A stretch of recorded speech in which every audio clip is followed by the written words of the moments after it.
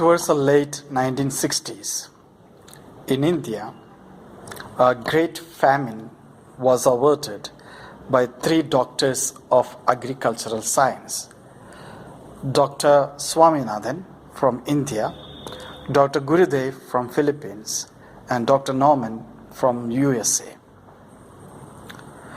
Among them, Dr. Gurudev developed a rice seed called IR8 and tried it in Andhra Pradesh. Dr. Norman tried a wheat seed called Sonora 64 and tried it in Punjab. And these seeds yielded very well. Seeds are very powerful. Today's gospel, in the parable of the sower, there we come about the power of the seed. For the seed to be powerful, the sower and the soil are very important. What do we learn from this parable? Number one, the seed itself. This seed, called the Word of God, is very powerful and productive. This seed has produced several millions of Christians, several martyrs, heroic saints in the history of the church. And the seed is still productive today. What about the sower?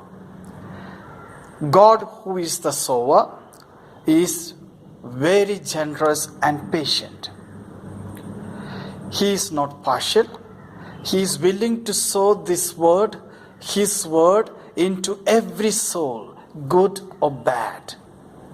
He is a generous sower. What about the soil? We are the soil. And this soil is not always good.